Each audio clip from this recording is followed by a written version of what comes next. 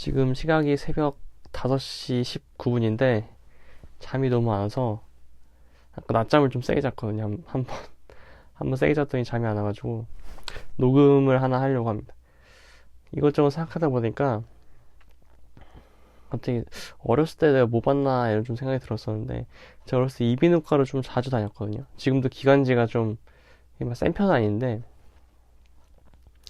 어렸을 때 이비인후과를 자주 갔는데 이 집에서 나와서 그 놀이터 쪽으로 쭉 가가지고 왼쪽으로 그 대로변 쪽으로 가면 이제 그 병원이 있어요. 건물이 큰 병원 좀 모여있는 건물이 있는데 그 앞에 이제 옷가게 하나 있고 베스킨라빈스 옆에 거기를 갔다가 거기서도 애니메이션이 나와요. 항상 약간 어린이 애니메이션 있잖아요. 뭐 뽀로로 저 어렸을 땐 뽀통령이었고 요즘 뭐 또봇 약간 요 로보카 폴리 뭐 이런 게 좀 그 있는 것 같은데 저 어렸을 땐 또 그 뽀로로가 최강이었고 둘황이었고 빼꼼 라바 요런 거가 지배적이었고 요런 게 이제 집에 와서도 비슷하게 이어졌죠.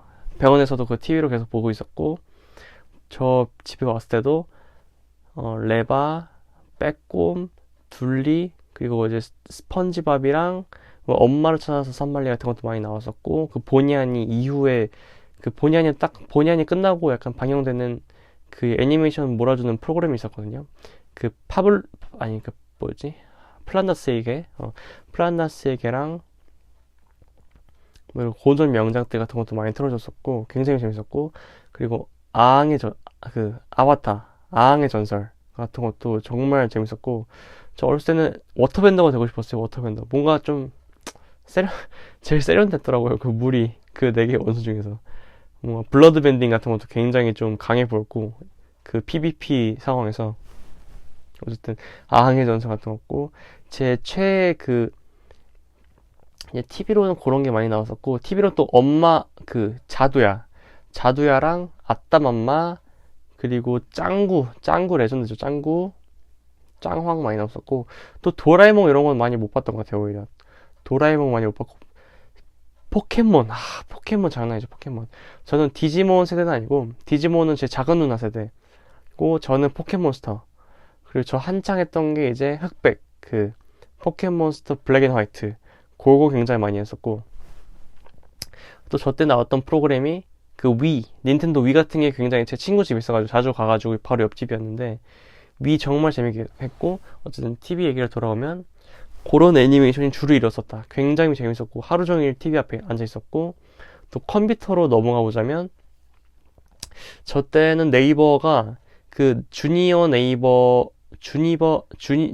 네이버라는 그 프로그램을 그 이제 지금 시스템 그 서버 종료했는데 그때는 굉장히 활발하게 운영 중이었고 거기에 플래시 게임도 있었고 별의별 게 다 있었어요. 거기 이제 클래식 라인 중에 제일 어떤 체급 좋은 거 요즘도 많은 분들이 기억해주는 그 슈 시리즈 슈의 라면 가게 슈의 미용실 그 슈의 애니메이션 그 선바님이 또 보면서 그 리뷰 영상 또 유명하죠. 그 슈 시리즈랑 또 몬스터카 그 막 장애물 넘는 거 그런 거 유행했었고 제가 제일 즐겨 봤던 거는 이제 그 주니어 네이버에 애니메이션 칸이 있어요. 애니메이션 칸에서 거기가 약간 그런 거예요. 약간 그 우리 조선시대 부산항, 목포항 이런 거예요. 약간 그 수입 물품들이 이렇게 모여 있는 곳. 저 그 니켈로디언이랑 카툰 네트워크 요런 것 중에서 그 당시 제일 유명했던 것들을 이렇게 수입해오는 그런 느낌이었는데 제일 재밌게 봤던 거는 아까 말했었나요? 제가 잠깐 기억이 안 나는데 벤텐을 정말 재밌게 봤고 천재소년 지미 뉴트론 이거 SF에 어떻게 보면 가장 최초의 SF 같은 거죠. 제가 SF를 좋아하는데 천재소년 지미 뉴트론 약간 그 책으로 치면 매직 스쿨 버스 그 아주 매력적인 작화가 돋보이는 매직 스쿨 버스 선생님이 굉장히 매력적이죠. 캐릭터가 굉장히 흥미롭고 매직 스쿨 버스 같은 느낌의 천재소년 지미 뉴트론 너무 재밌었고 벤텐 너무 재밌었고 벤텐은 지금도 보고 싶고 또 아항의 전설 그 컴퓨터로 또 보고 너무 재밌어가지고 그리고 거기에 또 있던 게 스펀지밥. 컴퓨터 스펀지밥이랑 TV 스펀지밥은 좀 달라요, 아무래도. 컴퓨터 스펀지밥이 좀 더 에피소드가 많이 정리돼 있고, 또 파워퍼프걸, 요즘 또 뉴진스가 이제 앨범 아트 같은 거랑 이게 또 결합해가지고 또 화제가 됐었는데, 한창.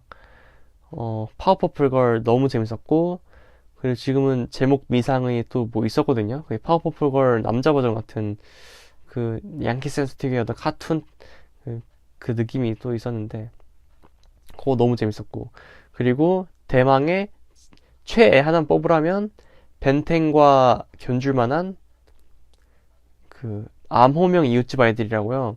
어떤 애니메이션이냐면, 소재가 대충 설명하자면요, 그게 이 세계관 자체가 가족 뭐 다 있어요. 가족이 있어서 가족끼리 잘 지내고 하는데, 기본적으로 그 어른 암흑 세력과 어린이 그 반군 세력 간의 그 대립 같은 게 이제 지배적으로 있는 그런 세계관이거든요. 그래서 어린이 반군은 어린이면 자동으로 가입이 되고요. 대신 중학교 2학년이 되면 이제 추방을 당해요. 어린이 그 카르텔에서. 그래서 그 추방당한 어린이가 뭐 자신의 신분을 속여서 어린이 카르텔 안에 들어와서 복수하는 깽판 치는 그런 에피소드도 있고, 어쨌든 약간 리게모티 같은 느낌인데요. 그 너무 재밌는 게 그런 거예요. 어린이들이 싫어하는 그 브로콜리 악당 같은 게 막 있어요. 그래서 학교 급식 공장에 몰래 그걸 인수를 해가지고 브로콜리들을 강제로 먹이거나, 어린아이들을 그래서 우울감에 빠뜨리게 하거나 하면, 그 암호명 이웃집 아이들이 그 치즈 감자튀김 건 같은 걸 갖고 와서 그걸로 막 악당 이제 어른과 싸우고 하는 내용이거든요. 근데 그 어떤 그 빛나는 정말 그 찬란한 그 창의력이나 어떤 그 무기 디자인, 시스템 디자인, 어떤 그 타고 다니는 메카닉 디자인, 어린아이들이 좋아하는 것과 싫어하는 것을 스토리화 시켜서 디벨롭해서 스토리화 시키거나, 그것을 무기로 어떤 디자인해서 재탄생시키거나 에피소드로 승화시키는 그 정말 찬란한 창의력과 스토리텔링 능력. 정말 지금 봐도 정말, 지금 유튜브에 있더라고요. 무료로. 카툰 네트워크 채널이 20분짜리 이렇게 올라오는 게 있는데, 지금 봐도 정말 감탄을 자아내는 그 설계와 그 기획과 아이디어. 너무 재밌었고, 그게 이제 컴퓨터로 제가 가장 많이 봤던 것들. 벤텐은 뭐 지금도 계속 찾고 있어요. 어디서 볼 수 있는지. 근데 그게 미국 그 방송국으로 봐야 되는 것 같더라고요. 좀 더 찾아보면 방법이 있겠다마는.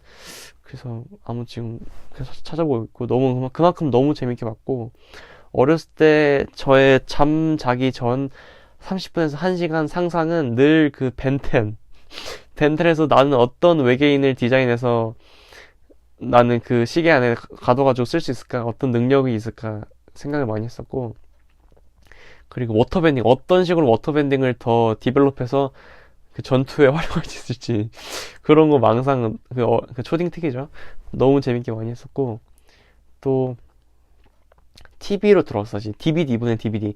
저 때는 그 호떡 누르는 기계 있잖아요. 그 동그란 작은 철판에 그 손잡이 수직으로 달려있는 그 손잡이 누르는 것, 호떡 누르는 그거 같이 생긴 DVD 보관이 있었어요. 그러면 거기에 DVD를 끼워서 이렇게 쌓아서 보관을 하는 거예요.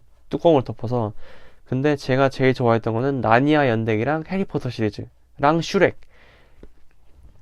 우선 해리포터 시리즈 같은 경우에는 집에 TV가 꺼진 적이 없는 것 같아요. 제가 집중해서 계속 보고 있는 건 아니더라도 해리포터는 늘 늘 절찬리에 상영 중이었고, 집안에서 꺼진 적이 없고, 제가 제일 좋아했던 거는 혼혈왕자, 불의 잔, 그리고 죽음의 성물. 요거를 제일 좋아했던 것 같아요. 해리포터 특유의 그 오묘한 분위기 있죠. 해리포터 보면서 거의 제 인생의 한 절반 정도는 해리포터가 계속 재생 중이었던 것 같고, TV로. 해리포터의 매력은 일단 머글이라는 존재를 상정했다는 점. 이 저를 미치게 했던 것 같아요. 마치 물론 뭐 아앙의 전설 같은 거는 몰입의 한계점이란 게 있거든요. 왜냐면 그거는 닫힌 세계관이니까 그 자체로 분리되어 있는 세계관이고, 작가의 어떤 상상에 의존할 수밖에 없는 세계관이고, 근데 해리포터는 그 머글이라는 존재를 상정함으로써 우리 현실 세계에 어쩌면 내가 머글인 상태로 정말 마법학교가 있다는 거를 모르는 상태로 살고 있을지도 모른다 라는 그 어떤 덕후의 과몰입을 그 유도하는 그 작가의 어떤 그 잔혹함 같은 것들이 저를 매료시켰고, 어렸을 때 해리포터 어떤 지팡이 쓸까? 이게 또 해리포터 얘기하면 또 긴데, 말하면 안 되지, 이름. 제 친한 친구 중에 지금 미국 살고 있는데, 저랑 해리포터 광이었던 친구 한 명 있거든요. 그 친구랑 맨날 뭐 했냐면, 집 근처에 언덕이 있잖아요. 단지에 언덕이 있는데 나무가 많아가지고, 그러면 맨날 거기 뛰어다니면서, 요즘 그 인스타그램에 그게 있더라고요. 그 희귀한 막대기 주워서 사진이랑 릴스가 맨날 올라오는 그 채널이 있어요. 그 매직 뭐 스틱 채널이었나? 그게 있어요. 인스타그램에. 독특하게 생긴 나무 지팡이 사진 올라오는. 어렸을 때 그걸 했거든요. 그 친구랑. 그래서 뛰어다니면서 지팡이처럼 생긴 나무 막대기 하나 주면 그걸로 하루 종일 갖고 노는 거예요. 해리포터 흉내 내면서 막 마법 부리면서 서로 1대1 전투하고. 그 정도로 과몰입을 했었는데, 그게 가능했던 건 해리포터 세계관 자체가 열린 세계관이기 때문에 너무 매력적이었고, 정말 한 20번이 뭐 한 30번, 40번씩 봤을 거예요. 기억은 제대로 앉아서 보진 않았더라도. 그래서 해리포터, 정말, 지금도 가끔 그 레딧 같은 데에 해리포터가 굉장히 커뮤니티가 활성화돼 있거든요. 덕 중에 덕은 양덕이라고. 해리포터 그 커뮤니티가 엄청 활성화돼 있는데, 그거를 번역해서 그걸 수입해서 나르는 그 무슨 샤크였는데 그 유튜브 채널이 있어요. 해리포터 덕후인데 이제 레딧에 있는 거를 한국어 버전으로 번역해서 유튜브 형식으로 이렇게 맛있게 딱 편집해서 올려주는 유튜브 채널이 있는데, 거기 구독해서 맨날 보고 있고. 그래서 요즘은 그 한국 지사 같은 것도 생기더라고요. 맨날 영국 아니면 미국 뭐 해봤자 일본 요 정도였는데, 가상의 마법학교 디자인들이 추가적으로 팬들에 의해서 구상되는 게, 그 이제 한국 같은 버전도 막 생기고 하면서 되게 재밌는 것 같고. 근데 또 팬들이랑 작가랑 또 많이 싸우는 작품 중에 하나죠, 해리포터. 왜냐면 J.K. 롤링이 막 갑자기 뜬금없는 어떤 PC 같은 거를 하면서 덤블도가 사실 동성애자였다 이런 얘기 같은 것도 넣고, 그것이 뭐 작가 딴에는 어떤 기획 초기 단계에서부터 나름의 어떤 상정하고 있던 그런 것일 줄 몰라도 그 작품에 드러나지 않았던 게 맞는 것 같고, 팬들 입장에서 당혹스러운 부분이 있는 것 같은데, 또 모르겠어요. 어쨌든 뭐 되고 있는 것 같은데, 어쨌든 그런 소식 같은 것도 되게 즉각적으로 그분이 퍼날라주고 너무 재밌고, 그런 게. 해리포터는 그렇게 많이 봤었어요. 해리포터도 지금까지도 제 몇 없는 어떤 베이스 문화 중에 가장 중요한 것 중 하나가 이렇게 많은 게 또 있네요, 좀. 해리포터 그만큼 과몰입이고. 제가 예전에 어떤 아는 형이랑 이런저런 얘기하다가, 해리포터 팬들과, 그게 밈이 있거든요. 해리포터 팬과 그 양대산맥이죠, 이제. 판타지계. 반지의 제왕 팬들 간의 어떤 메시 대 호날두 그 메호 대전처럼 약간의 그런 어떤 밈적으로 서로 약간 그 연고전처럼 하는 게 있어요. 해리포터 팬이랑 갑자기 까먹었다. 기억이 안 나. 5시 반이라서 지금.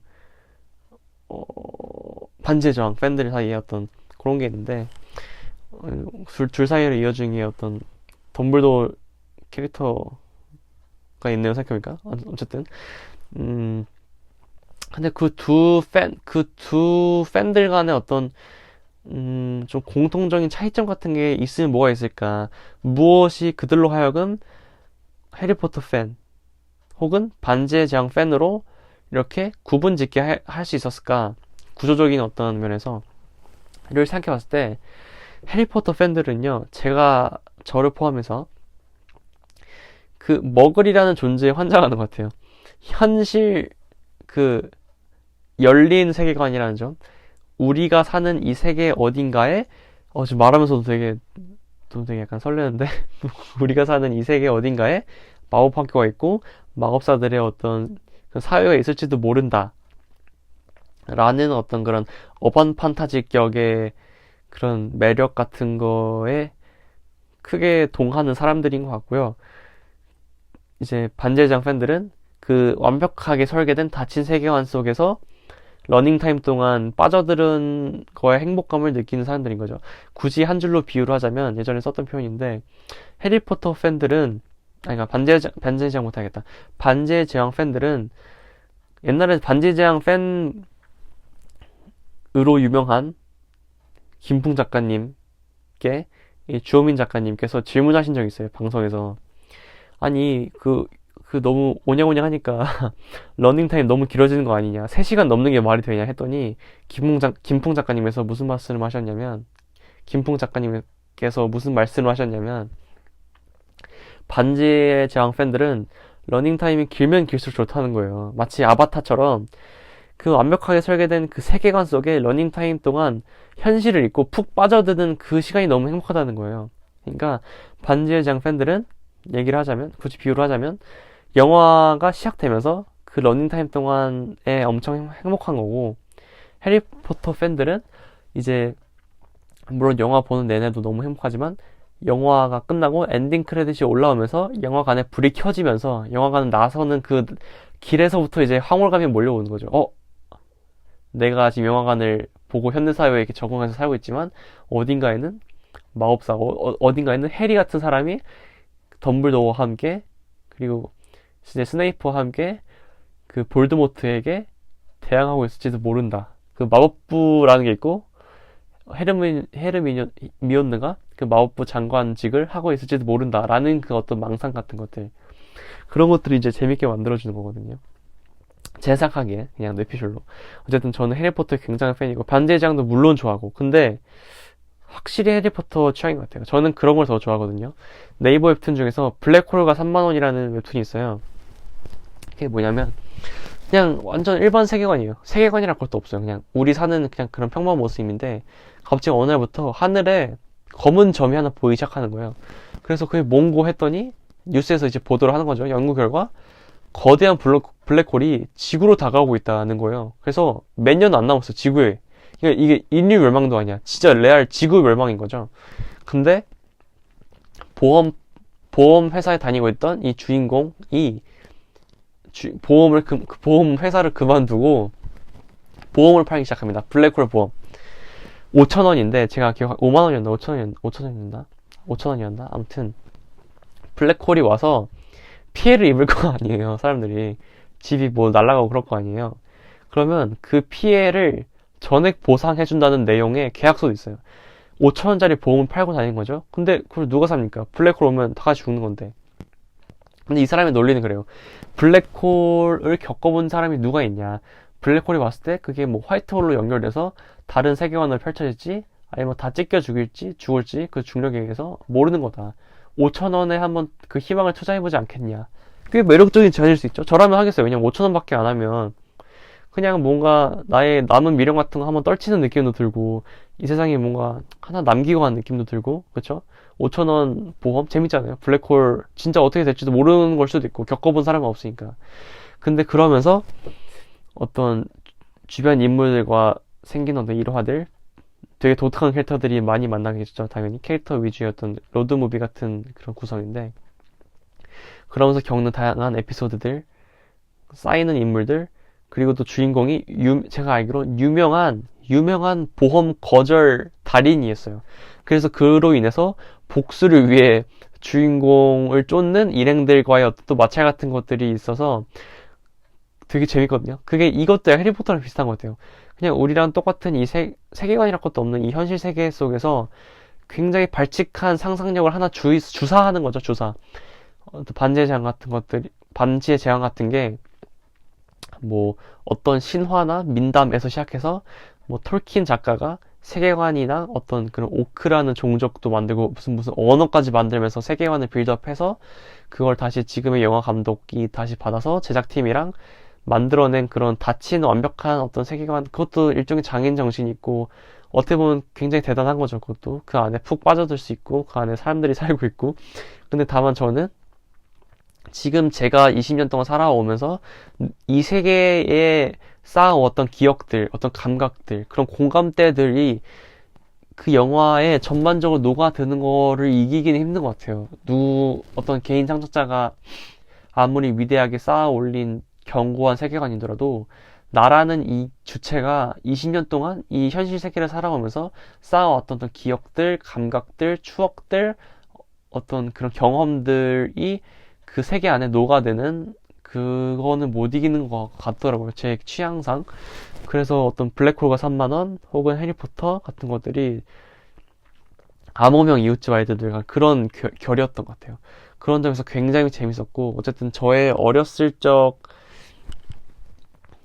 저는 학원을 이렇게 막 많이 다니는 편은 아니었던 것 같은데 어쨌든 어머니께서 큰 터치가 없었어요. 왜냐면 제가 그 막내라서 별로 터치가 없었어요. 그래서 하루 종일 정말 지금처럼 고등학교 시절을 제외하고 고3 시절을 제외하고 나서는 거의 하루 종일 뭔가 영상 자료 혹은 가끔 꽂히면 소설. 퇴마록 얘기를 안 할 수 없네. 지금 좀 이따 퇴마록 얘기할게요.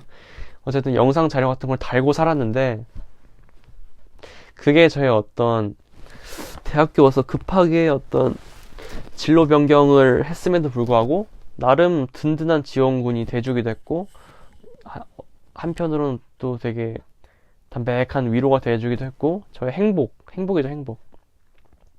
저의 행복이었던 원천, 컬투쇼, 침착맨 뭐 요런 게 이제 중학교, 고등학교 넘어오면서 유튜브라는 플랫폼에 좀 더 적응하면서 이제 알게 된 요즘 어떤 행복이라면 저의 좀 더 어떤 근본적인 어렸을 때의 어떤 동심과 상상력을 채워줬던 그런 소중한 자원들은 그런 카툰 네트워크.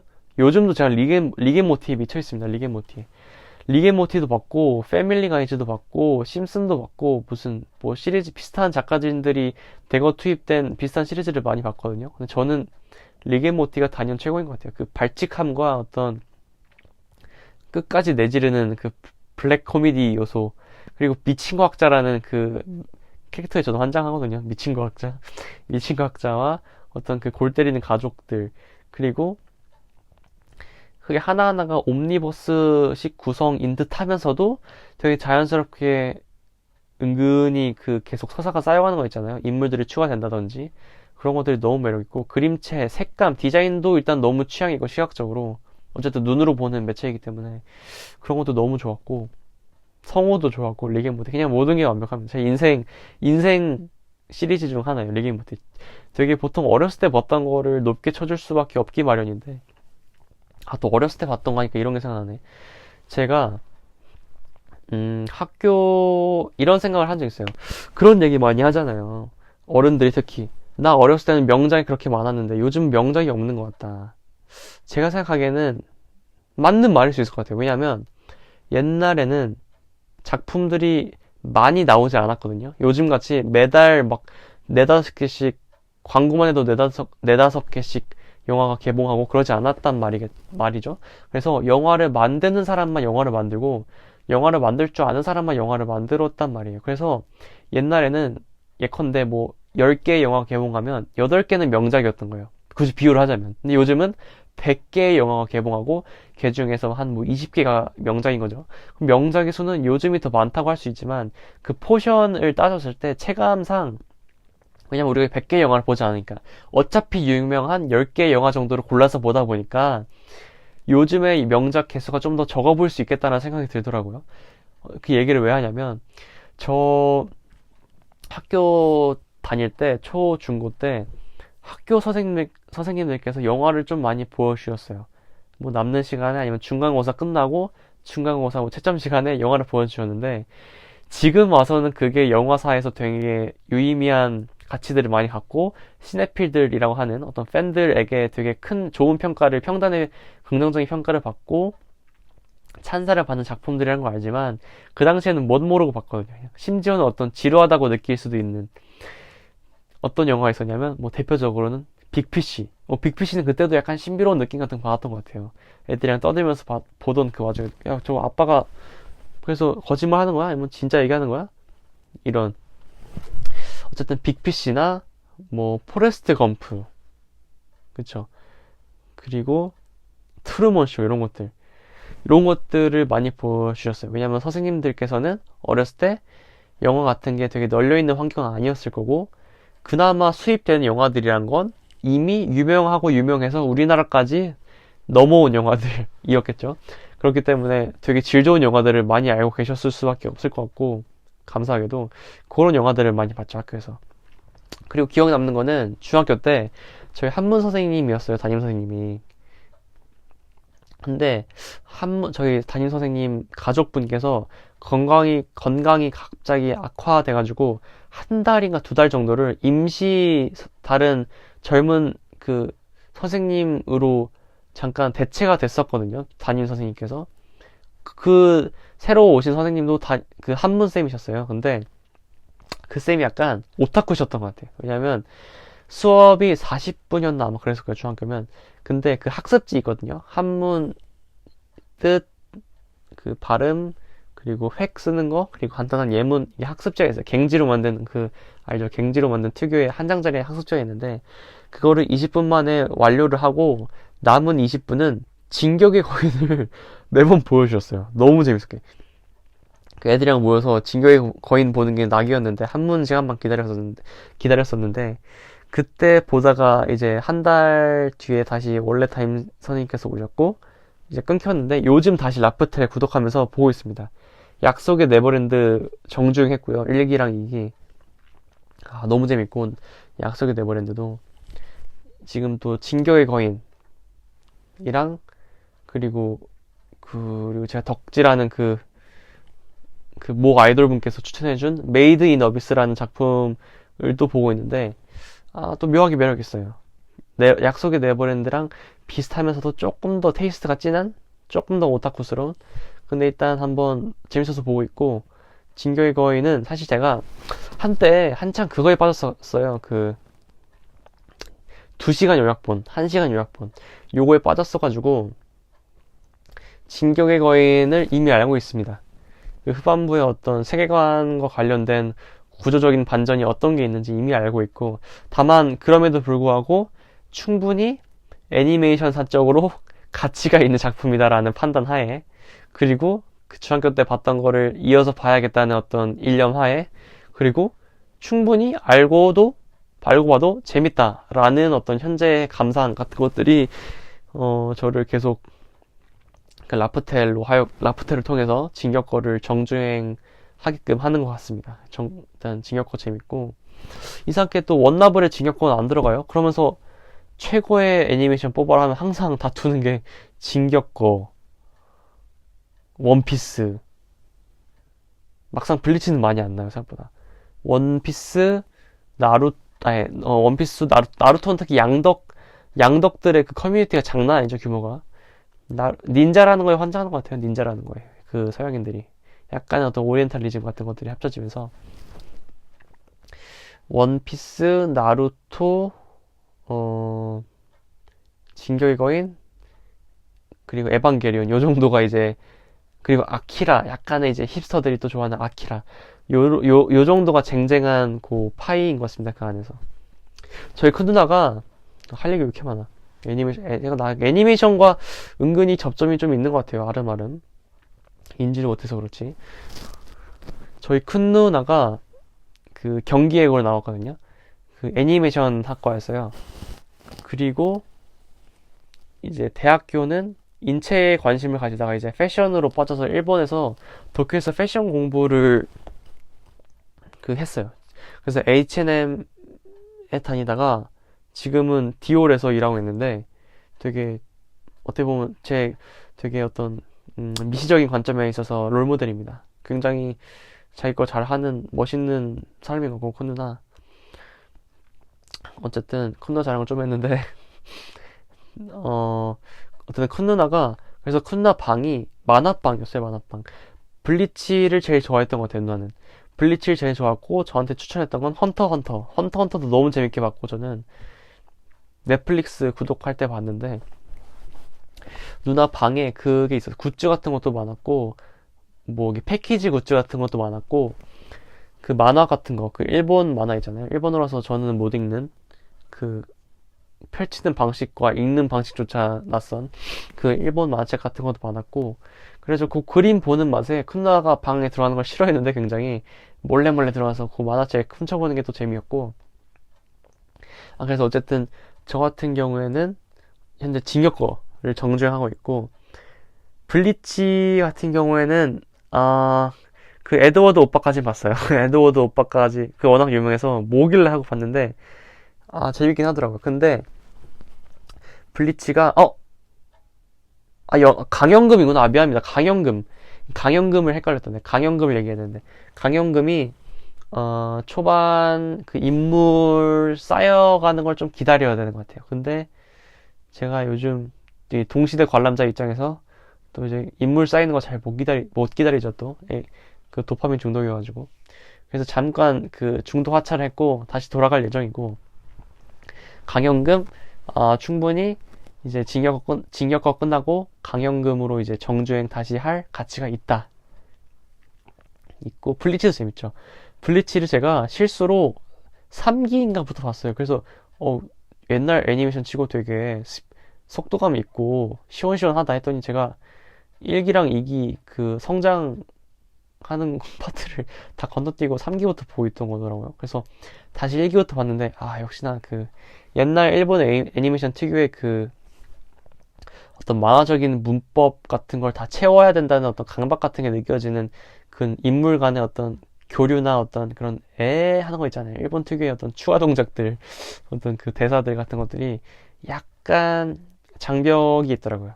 그래서 잠깐 쉬고 있고, 진격거 끝나면 3기부터 그냥 보려고요. 3기부터 봐서 충분히 내용이 이해가 돼가지고, 왜냐면 기본적인 설정은 알고 있기 때문에 그 어떤 호러화와 어떤 그 사후 세계, 그리고 어떤 인물들 이런 설정은 기본적으로 알고 있기 때문에 모르면 찾아본다 느낌으로 3기부터 보려고 합니다. 그리고 또 무슨 얘기 하려 했지?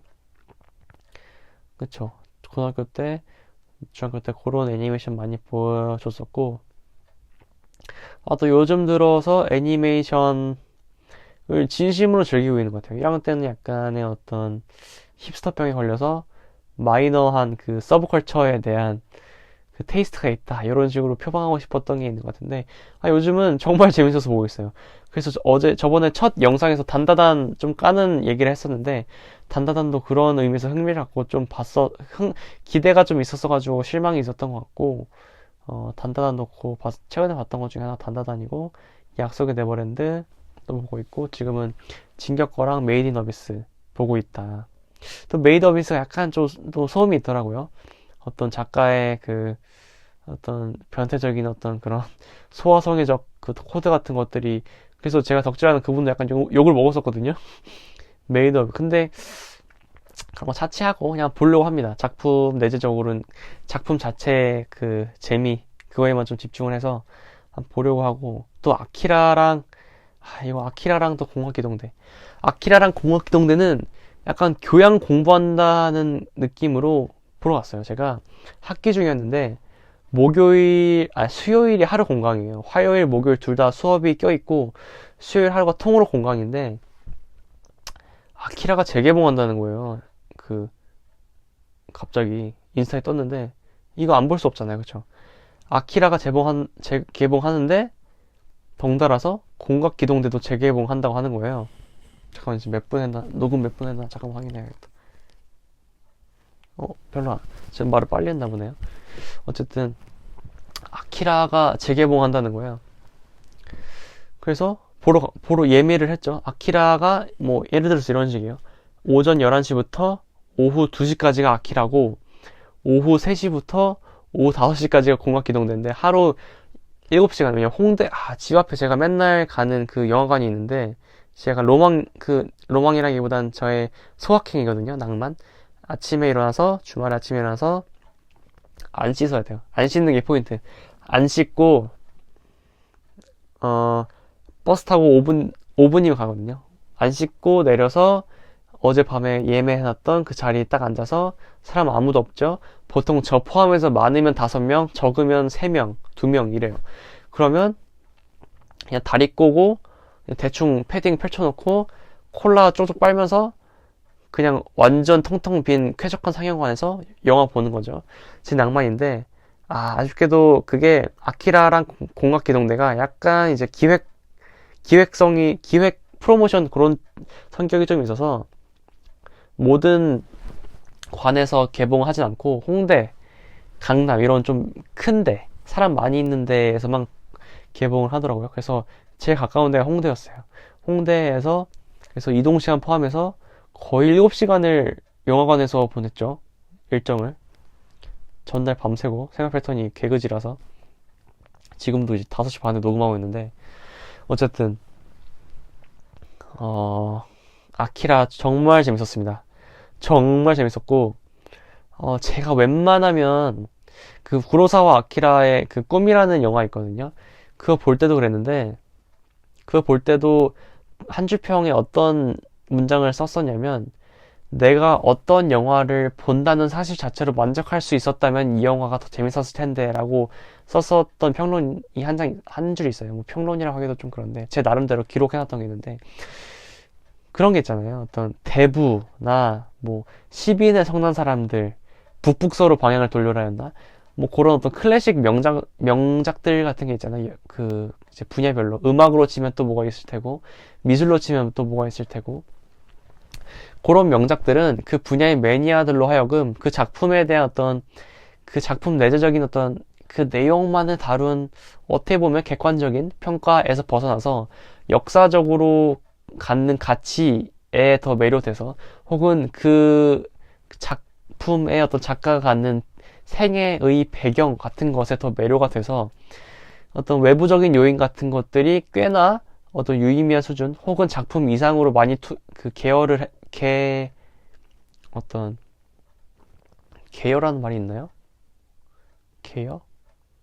관여를 해서 평가를 하게끔 만드는 그 영화 자체가 정말로 진실되게 내 취향이었고 재밌었다기보다는 그 영화를 봤다는 사실 자체로 하여금 자체가 나로 하여금 어떤 만족감 같은 거를 어떤 역사의 한순간을 목도했다 혹은 공부했다 이런 느낌과 함께 만족감을 불러일으키는 그런 측면이 있는 게 있다고 생각을 하거든요.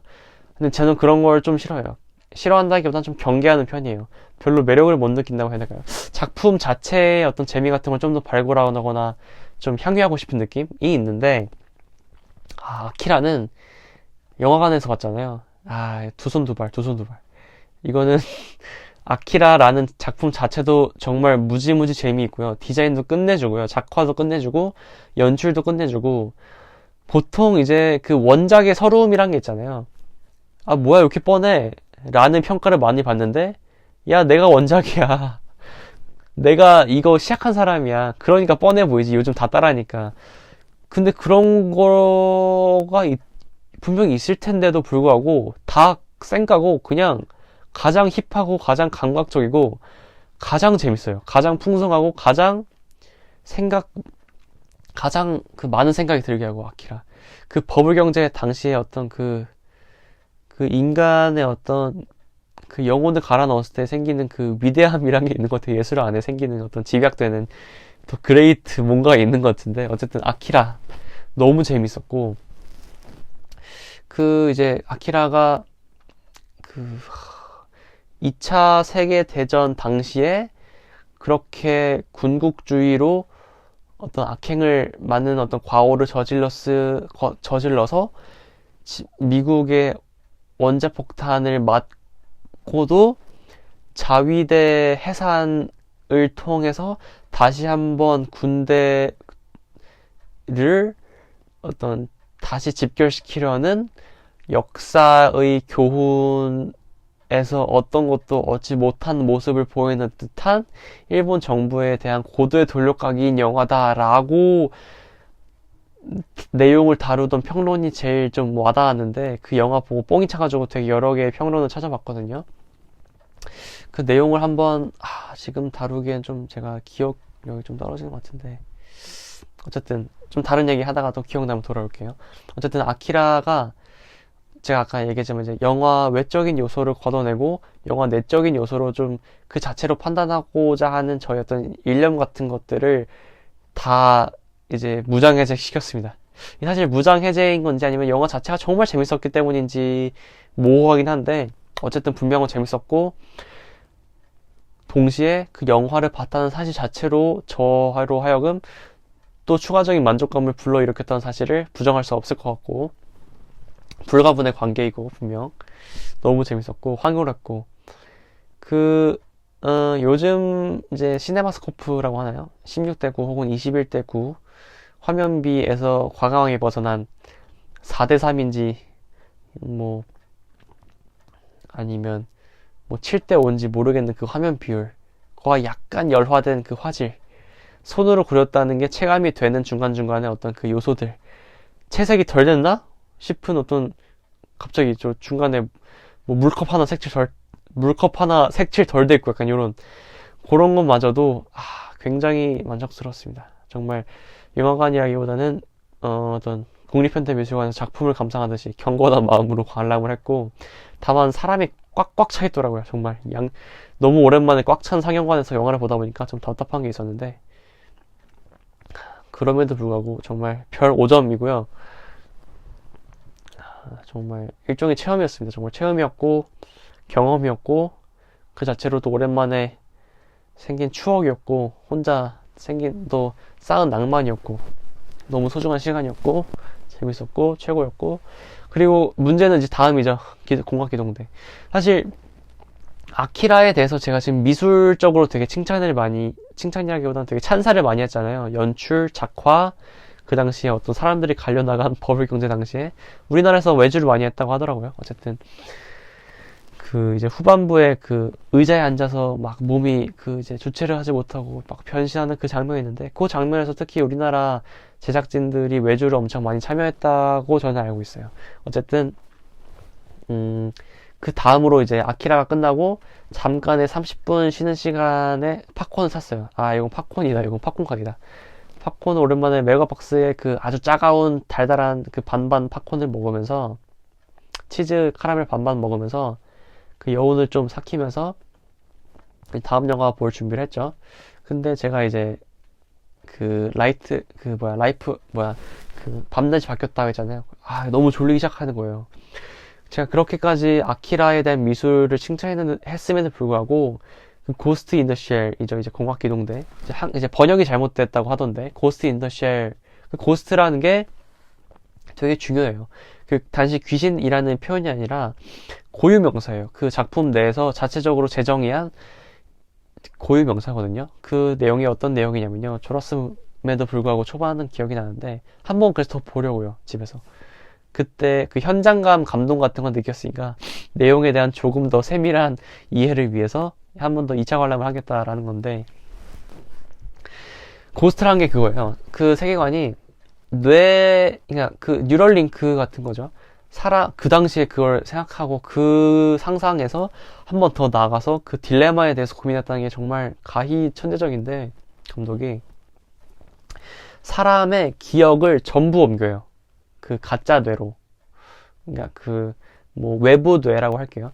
외부 뇌로 사람의 기억을 전부 옮겼을 때 새로운 뇌를 이식한 건 정말 그 사람이라고 할 수 있을까? 라는 질문에 대해서 아니오라고 대답하는 게 확답을 한다기보다는 어쨌든 제 나름대로 설명을 하자면 쉽게 아니오라고 대답하는 게 이제 공각기동대의 내용 주된 한 줄짜리 모티프거든요. 주된 뼈대가 되는 내용. 근데 왜 아니오이냐? 고스트가 있기 때문이에요. 고스트. 단지 어떤 데이터화된 숫자, 데이터화된 기억을 전부 옮긴다고 해서 옮겨지지 않는 오리지널한 뇌와 신체에만 남아있는 어떤 영혼이라고도 부를 수 있겠는 고스트라는 요소가 그 사람의 어떤 정체성을 확립한다. 뭐 그런 식의 어떤 내용이 있어요. 주된 내용이. 고스트가 굉장히 중요하거든요. 그래서 고스트 인 더 쉘인 거예요. 쉘은 어떤 껍데기 같은 거겠죠. 그래서 공각기동대라는 표현이 이제 약간은 와전된 그 당시 혹은 그 당시의 어떤 흥행을 위해서 조금 이게 협상을 한 절충을 한 그런 제목 같은 건데 졸았어요. 제가 결론 얘기하면 졸았고 결말 부분에 그 아름다운 미술은 감상할 수 있어서 정말 다행이었지만 좀 졸았고, 초반에 그 주인공이 투명화되는 그 장면이 나오거든요. 일단 시작부터 심상치가 않은데, 로고부터 심상치 않고, 그 오프닝 싱커스 이건 되게 유명하죠. 그 매트릭스에서 그 초록색 디지털 숫자들이 검은 배경에서 비처럼 내리는 그 디지털 레인이라고 하나요, 그걸? 그걸로 시작해요. 요게 이제 공각기동 내가 원조고 매트리스가 굉장히 비슷한 소재를 다룬다는 점에서 요거에 대한 리스펙트 같은 걸로 오마주를 한 거거든요. 매트릭스도 고스트 인 더 쉘인 거잖아요. 어떻게 보면 일종의 그 가상 뇌와 어떤 인간과 AI 기계의 어떤 딜레마 같은 거를 다시 한번 매트릭스만의 방식과 세계관으로 새로 일종의 뭐 편찬했다고 해야 되나요? 어쨌든 그거에 원형이 되는 아이디어는 고스트 인 더 쉘에서 찾아볼 수 있거든요. 그래서 고스트 인 더 쉘에서 오프닝도 그 디지털 레인 초록색 글씨로 막 시작해요. 그걸로 시작하는데 약간 불편한 게 위에 잘렸더라고, 글씨가. 이게 원래 그런 거긴 하겠는데 괜히 좀 아무튼 초반에 일단 심상치 않아요. 벌써 주인공 디자인과 작화부터 심상치 않고, 그 특히 주인공이 이제 암살에 성공했나? 암살 성공하면서 작전을 완수하고 줄을 타고 이제 내려가면서 투명하면서 몸을 숨기는 그 장면이 나오거든요. 거기서 확신했어요. 아키라가 정말 어떤 애니메이션 연출의 어떤 교과서이고, 특히 그 오토바이 끽 하면서 그 멈추는 그 장면은 어떤 그 이후에도 아주 수많은 작품들에서 오마주 되면서 수많은 어떤 우리가 거장이라고 부르는 작가들의 어떤 리스펙트를 받은 장면이고, 그 어떤 아키라 이전의 어떤 만화 연출과 이후의 만화 연출의 어떤 아예 그 어떤 미술로 치면 미술 사조로 바꾼, 그 마치 러시아의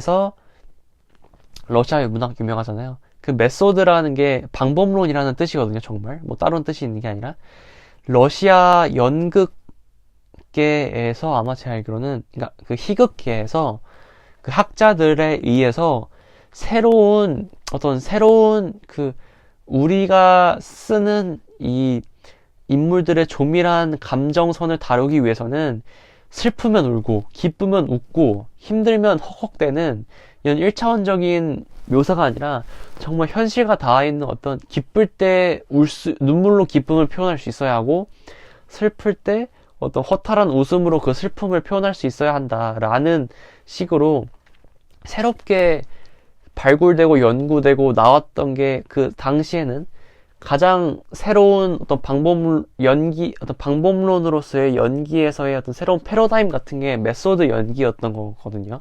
러시아에서 새로 발굴된 게.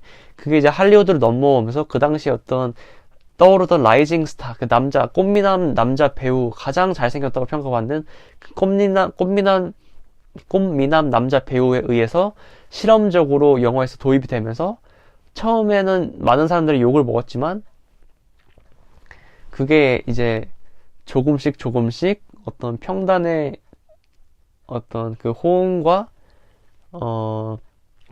관심과 이런 걸 받으면서 조금씩 영화의 성공 같은 것도 이제 등에 업으면서 이제 지금은 완전 메인스트림으로 자리 잡았죠. 메소드 연기란 게. 마치 그것처럼 아키라가 기준이 되어서 그 전에 어떤 정적이었던 만화 연출과 그 이후에 어떤 아키라 이후에 어떤 그 애니메이션 연출, 만화 연출의 그 어떤 사조를 딱 자르는 그 거대한 어떤 역사의 한 획이었던 작품이었음에도 불구하고, 저는 개인적으로 미술은 아키라보다는 공각기동대가 한 수 위인 것 같더라고요. 제 개인적인 취향 같은 데에 있어서는 그 공각기동대에 정말 그 작품에 귀신 들린 것 같다는 표현이 가끔 하거든요. 그 작품 정말 가끔 미술관 같은 데가 보면 이제 좋은 예술작품, 사람의 마음을 동하는 예술작품이라는 게 정말 흔할 수 없겠지만, 가끔 회화 중에서 귀신 들린 것 같다라는 느낌을 받은 회화가 있어요.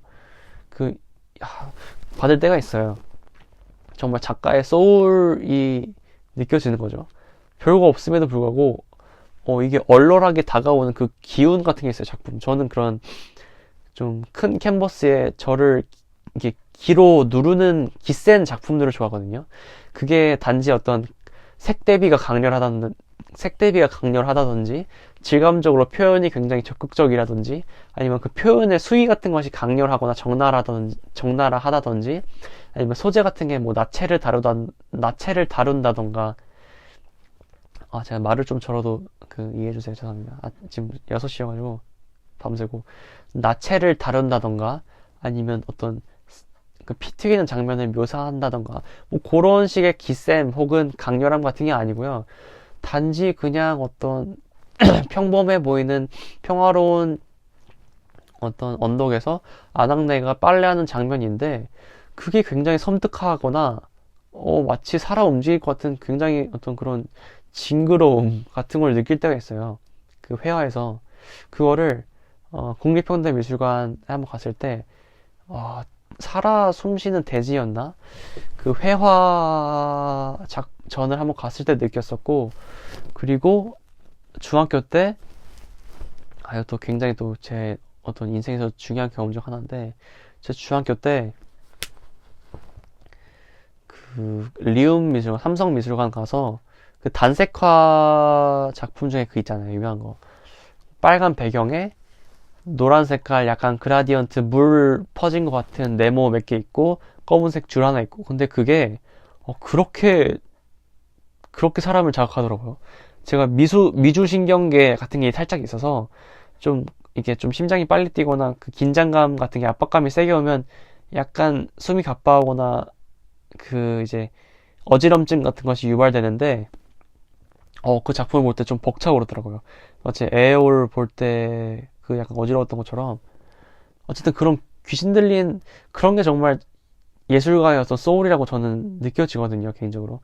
그런 작품들에서 느꼈던 그런 귀신 들렸다 싶은 강렬함 같은 것들이, 아키라가 정말 어떤 기술적으로 테크니컬리하게 그 애니메이션 사적으로 그 전과 그 이후의 어떤 연출을 판도를 아주 판이하게 어떤 뒤집어 놨다라면, 오퍼레이터들 사이에서의 어떤 찬사를 받는 느낌이라면, 제 관람객 입장에서, 그리고 어떤 미술 문화에 조금 더 관심 있게 봐왔던 영화에는 혹은 음악에는 조금 익숙하지 않은 관람객 입장에서, 저 같은 경우에는 그 공학기동대 특유의 그 서늘함 혹은 그 카리스마, 미술 같은 것들이 훨씬 매력적으로 다가오더라고요. 압도적으로. 공학기동대에서 느꼈던 그 느낌은 지금까지도 공학기동대에서밖에 못 느끼는 것 같아요.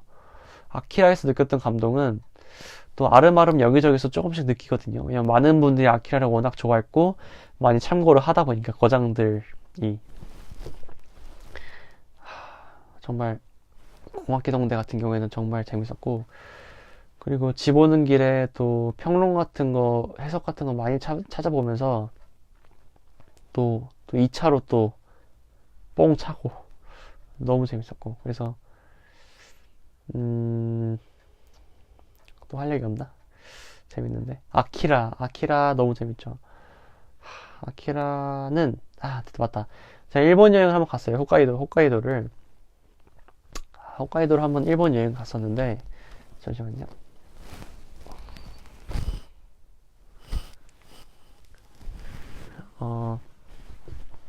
홋카이도를 일본 여행 한번 갔었는데, 그때 여행 마지막 날에 비행기 타기 기차 타기 전에 한 2~3시간이 애매하게 남아서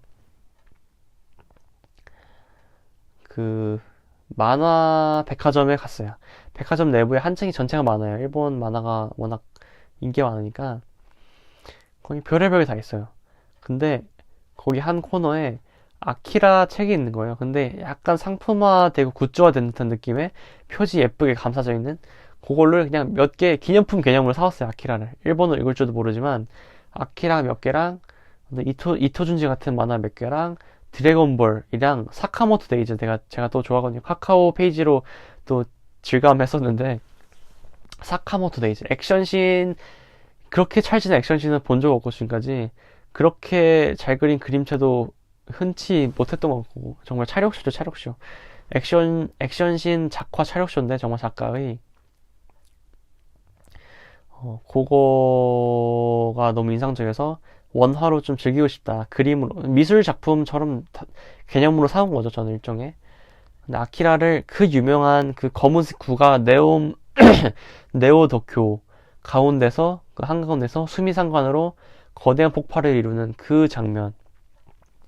책으로만 한창 봤는데, 그걸 또, 영화로 보니까 울림. 아마, 정말, 시네필이란 분들이 어떤 유명한 고전 영화 같은 것들이, 영화관에서 재개봉했을 때 보면, 요런 감동이겠거니 하는 어떤 감정적인 그런 느낌을 받을 수 있었던 것 같아요. 정말 행복하더라고요. 내 눈으로 그 장면을 직관하고 있다는 게, 영화 재개봉한다는 게. 그래서, 좋은 게 너무 아쉬워요. 공학개동대 좋은 게 너무 아쉽고, 또, 오늘 얘기는,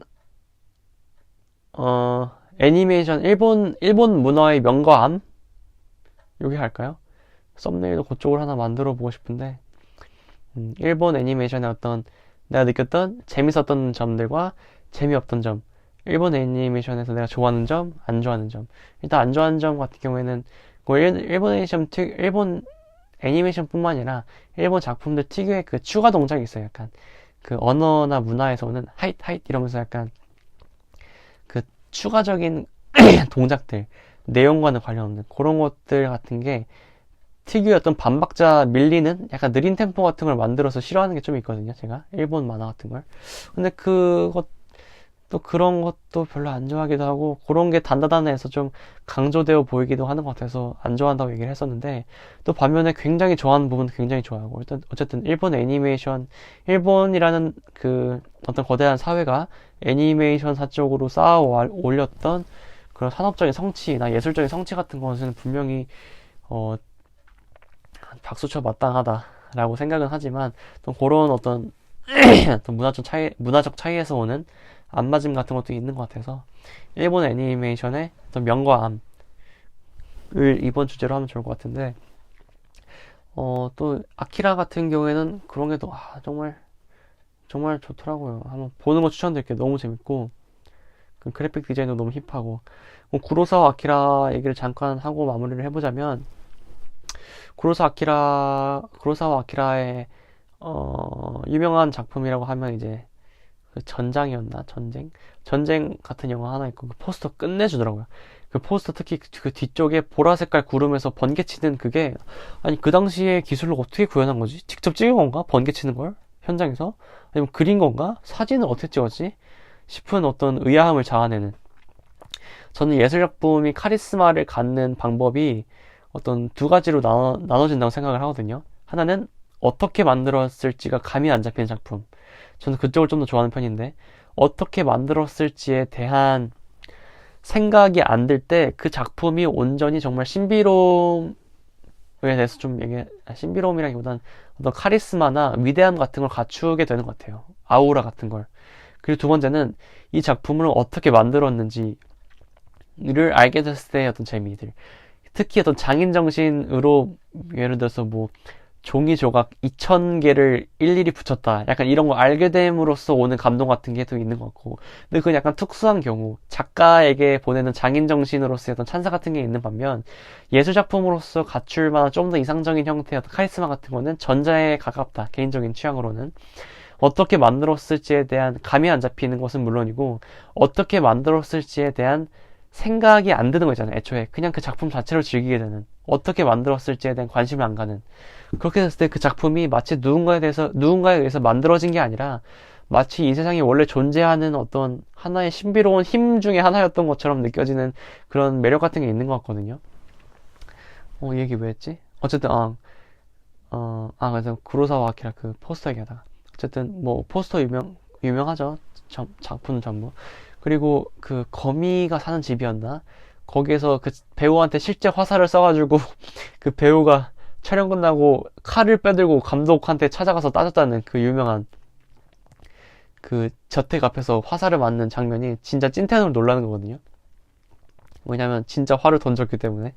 물론 안전장비가 어느 정도 있었다고는 하지만 배우한테 말은 안 한 상황이었고. 어쨌든 그런 영화보다는 저는 꿈을 보고 싶었어요. 꿈을. 워낙 미학적으로 그 훌륭하다고 하길래 꿈을 보고 싶었는데, 지금 와서 한 줄 평은 이래요. 구로사와상은 그런 취향이시군요. 요거인 것 같아요, 한 줄이.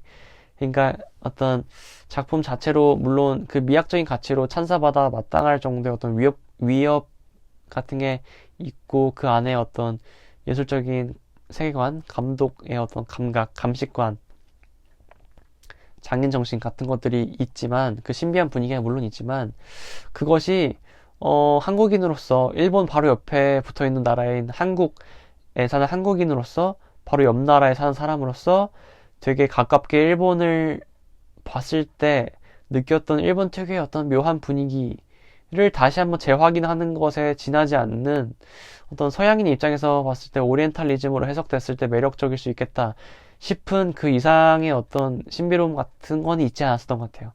그 내용적으로도 약간 납득이 가지 않는 부분이 있었어요. 특히 첫 번째 그 여우 시집 가는 거 다음 에피소드니까 두 번째겠네요. 비 오는 날이 아니라 어느 길 따라가지 마라 여우들 나라로 간다 해서 주인공 남자아이가 여우들 나라로 가서 여우들이 춤을 추고 있어요. 이제 유명하죠. 그 수평 그 계단식 농법 위에서 한 줄씩 자리 차지하고 춤추는 이제 여우나라 주민들. 복숭아 나무가 나오는데 복숭아 나무를 다 베어버렸나 봐요. 인간들이. 그거에 대해서 이제 놀리는 거죠. 남자애가 복숭아 나무 보고 싶어요 막 우니까 그거에 대해서 그 여우나라 주민들이 놀립니다. 남자애를. 왜 열매 따먹고 싶어서 그런 거니? 열매가 먹고 싶어서 이제 와서 나무가 보고 싶은 거니? 했더니 남자애가 아니요 저는 꽃이 보고 싶어서 그 아름다운 사쿠라 꽃이 보고 싶어서 나무가 다시 보고 싶어요 했더니 갑자기 여우 주민들이 갑자기 숙연해지면서 사쿠라요는 안 했고 아무튼 그 숙연해지면서 꽃을 보고 싶어서 그런 거였다고 하면서 갑자기 인정을 해줘요. 그러면서 춤을 춰요. 그러니까 좀 이상한 게 있는 거죠. 열매를 위해서 나무를 긍정하는 건 아니지만 안 되지만 꽃을 위해서 나무를 긍정하는 건 괜찮다? 거기서 어떤 꽃에 대한 추가적인 어떤 묘사나 의미 같은 건 안 나거든요. 그러니까 뭔가 마치 아바타를 보는 느낌이에요. 감독이 시각적으로 혹은 미학적으로 펼쳐 보이고 싶었던 그 세계관을 위해서 어떤 얕은 수준의 어떤 이야기나 문학적 내용들이 조금은 양보를 하는 느낌이라고 해야 되나요?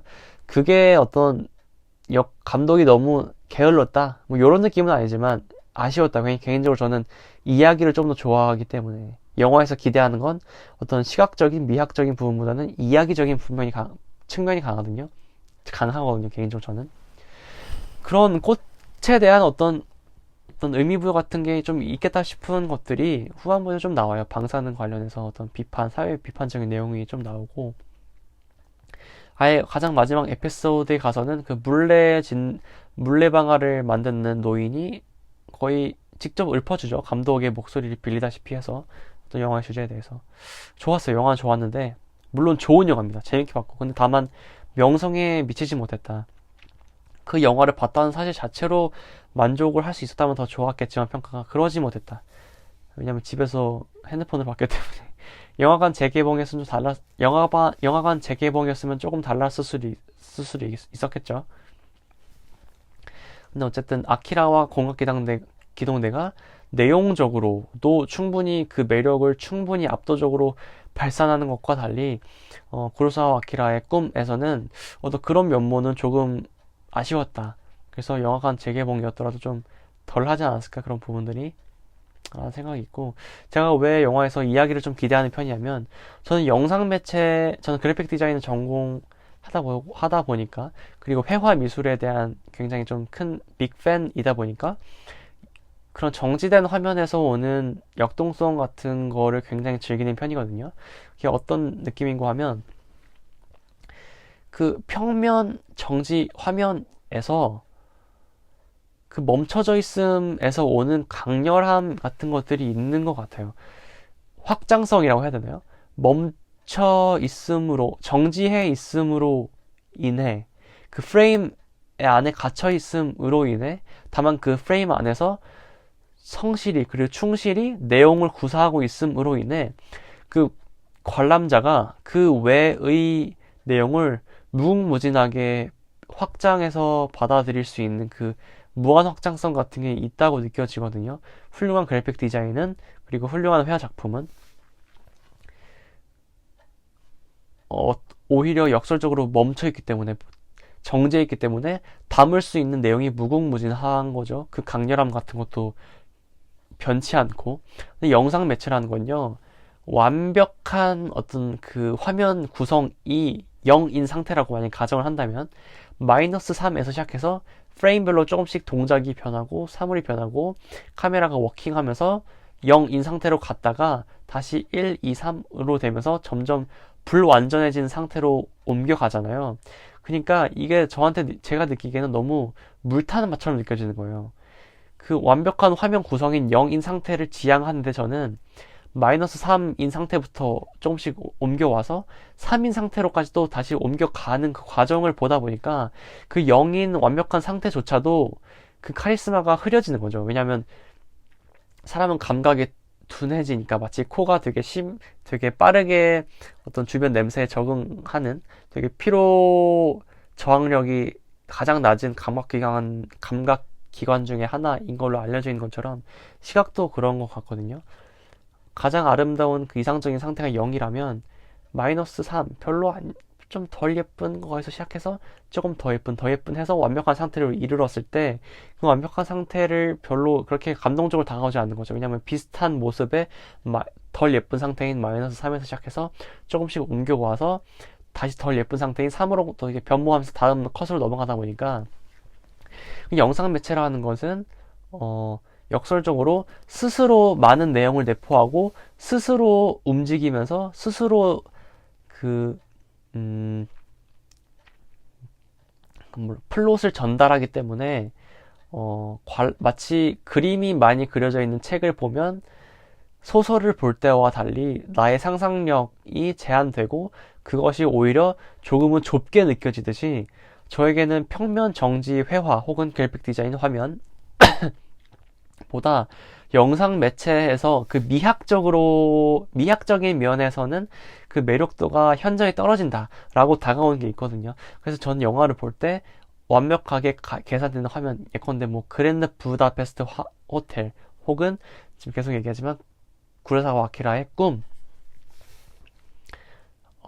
같은 데서 느껴지는 화면에서 오는 그 미학적인 감동 같은 건 좀 덜한 편이란 말이죠. 그래서 이야기 자체를 워낙 좋아하기도 하고, 그래서 그 이야기에서 기대하는 부분이 있는데, 구로사와 아키라의 꿈은 작가의 그 미학을 여념없이 정말 플렉스하는 정말 강력한 체급 좋은 작품이고 정말 위대한 작품이다. 정말 시각적으로 칭송에 마땅한 아쉬움 없는 작품이지만, 그냥 한 명의 개인 관람객으로 봤을 때 영화라는 점에서는 그 평가가, 이야기가 아쉽다는 점에서 조금은 떨어질 수 있지 않을까, 떨어진 부분이 있지 않을까 라고 생각을 하면서 저는 그때 3.5점을 줬거든요. 개인적으로는 별점을. 그런 게 있더라고요. 그런 것도 근데 그런 거는 저는 응원합니다. 그러니까 관람객을 만족시키기 위해서 무슨 서비스직 같은 게 아니잖아요. 감독은 자신의 예술 활동을 여념없이 펼치는데 다만 집중할 뿐이고, 그거에 대해서 공감해주는 제작사 혹은 제작자,